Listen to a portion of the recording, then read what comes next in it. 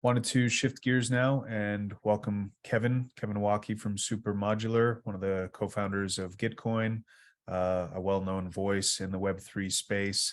He's been a big advocate for public goods and finding better ways to collaborate and coordinate, and always has awesome shirts. Kevin, welcome. Hey Elliot, what's up? Thanks for having me. Should I try to compress what I'm talking about into 10 minutes so that we can get it back on track, or? No. We have a little bit of flexibility, so if we can do split the difference, do 15. We've got the panel afterwards, and Yeah, we can make that work. So please cool. take. Sounds good. All right, let's do it. Well, I will share my screen and we can dive in. And yeah, I'll split the difference and we'll aim for like 15 minutes, if that sounds good.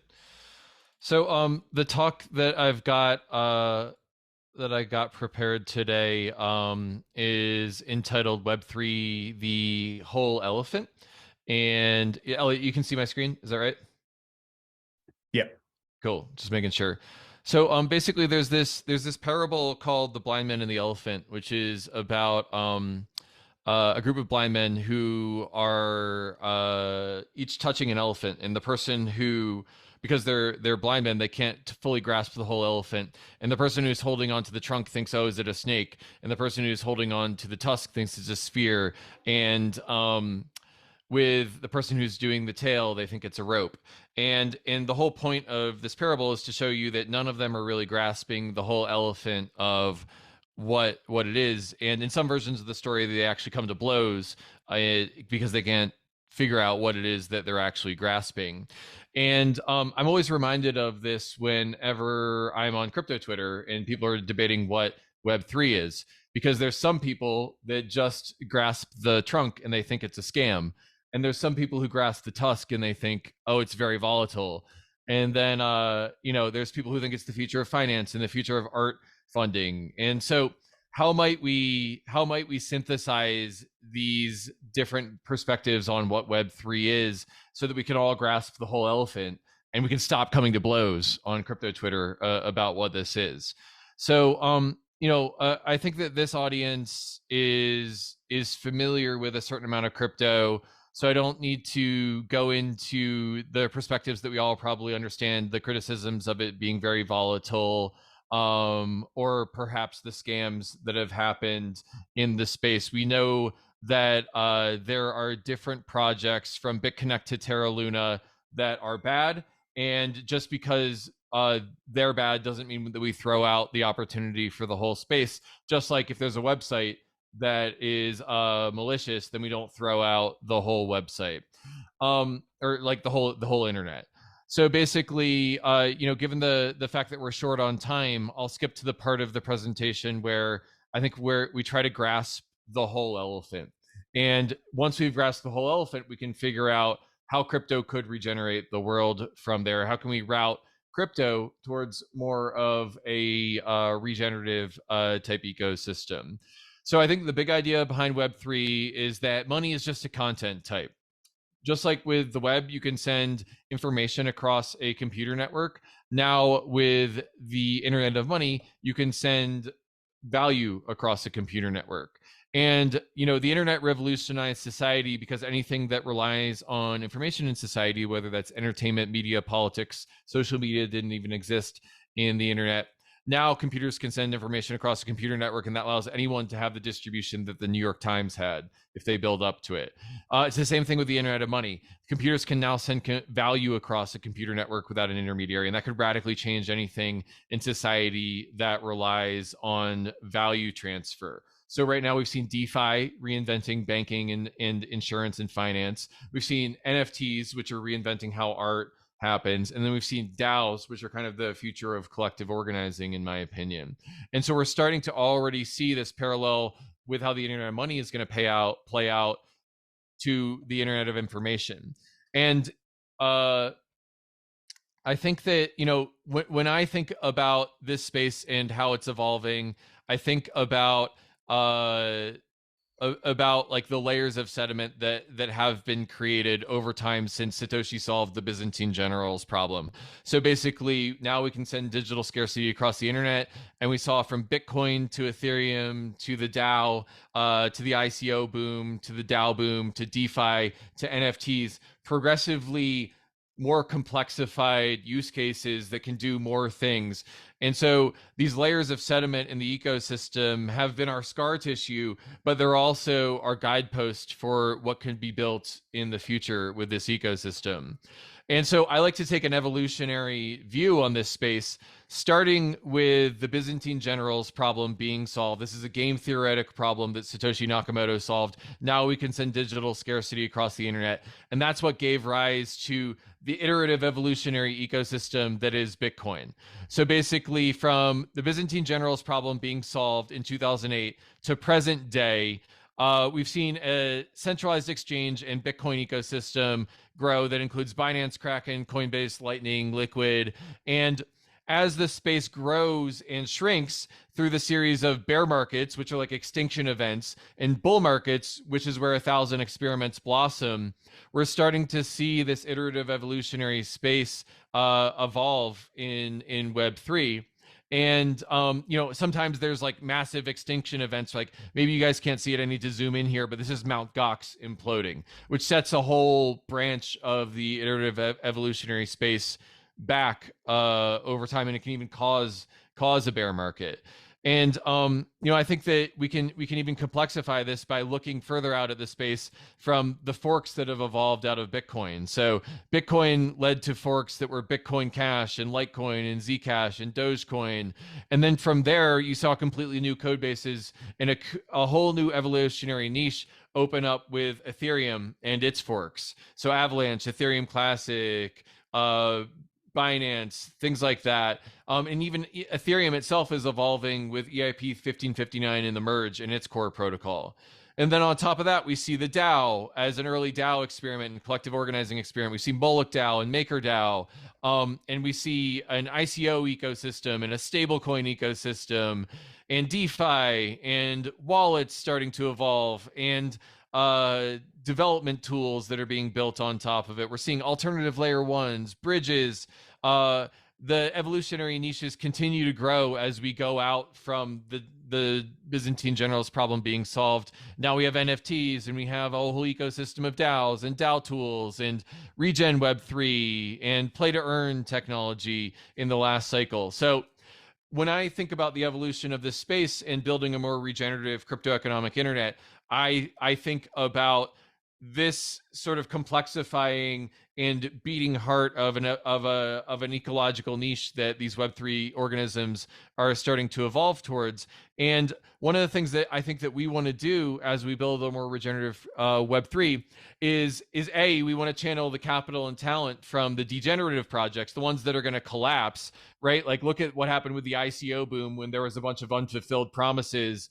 Or if you look at what happened with FTX and 3AC, we want to avoid those kind of collapses, and we want to route things to capital and talent and attention and resources to the more regenerative uses of the space. And I'm especially interested in this idea since we're talking about biomimicry, which is the idea that digital systems can mirror the biological equivalent systems, is how do we find the keystone species of Web3? So basically, keystone species are species that all other species in an ecosystem rely on. An example of that is like a mycelial network, which is a species which trees rely on for resource transfer between trees. Dolphins are an example of a keystone species, and humans are an example of a keystone species because so many other species depend on us. So how do we navigate through this digital evolutionary Web3 frontier, and how do we build a more regenerative ecosystem? I think we have to figure out how to identify those species and really double down on them. So now that we've kind of started to understand the whole elephant, the whole ecosystem, we can start to figure out how we can route capital and attention and talent from extractive things that are fragile and have resource allocation going down over time, to the projects that are resilient, which means that they can respond to shock events and regenerative projects, which are by definition, because they're playing positive sum games, their resource allocation is increasing over time. And so when I say resource allocation, I want to be super clear that I'm not just talking about financial resources, because I think there's a fallacy here in which we're basically trying to play these money games where we just increase our financial resources.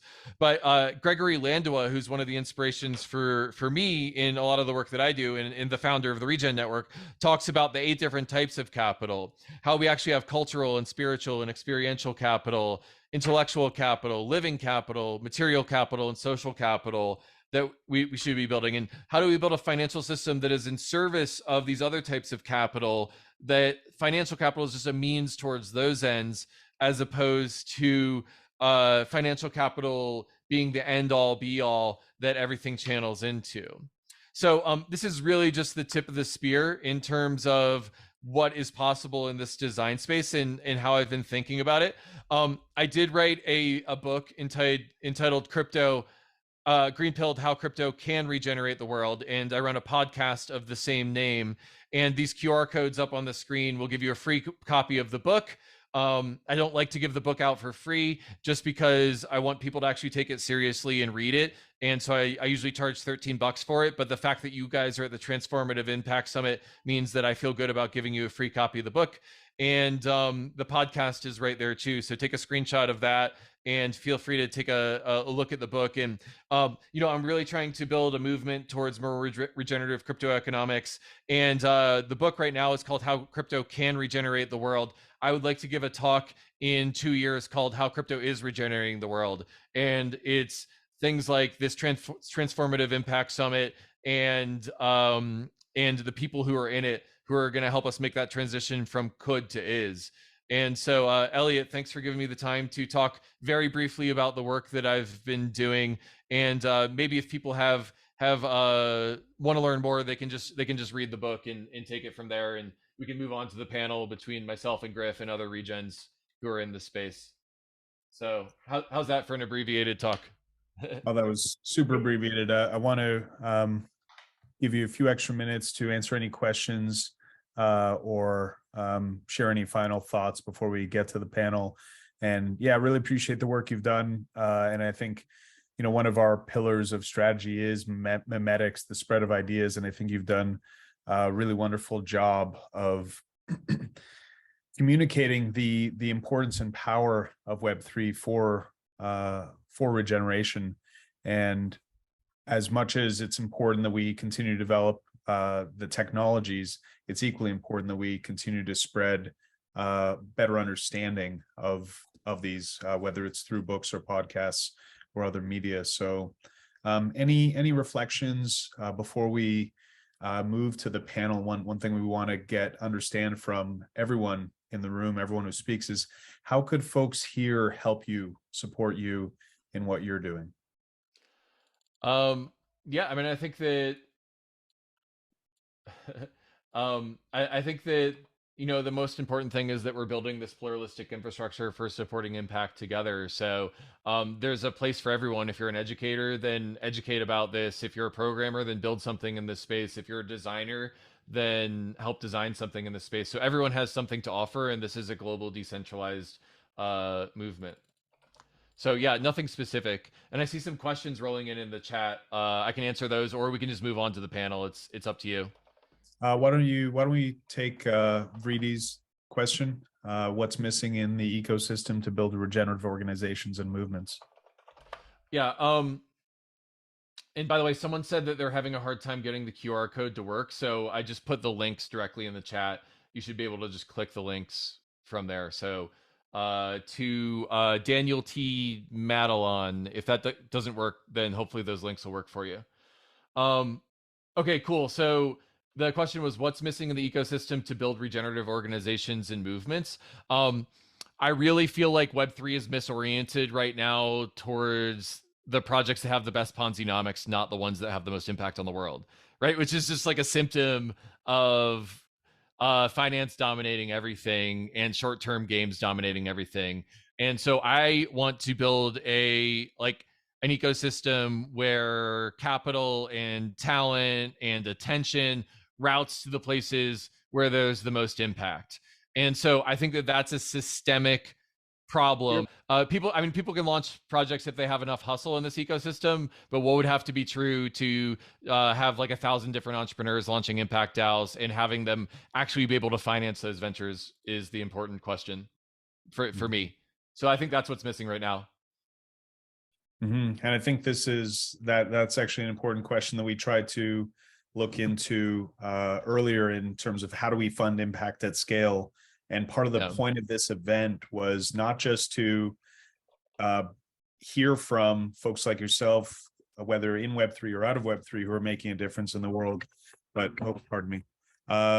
to actually expose the non-Web3 world to the power of Web3. You know, one of the most exciting parts for me of the last few years has been going to the ETH events and joining Shelling Point and meeting so many impact-focused Web3 people, but it was always impact-focused Web3 people. Where were the non-Web3 people coalescing and then learning about Web3? And so part of the purpose of this event is to expose those in the broader impact and humanitarian world to the power of Web3. And so that's a good transition into our panel as we invite a few others onto the stage in terms of the power of Web3 for good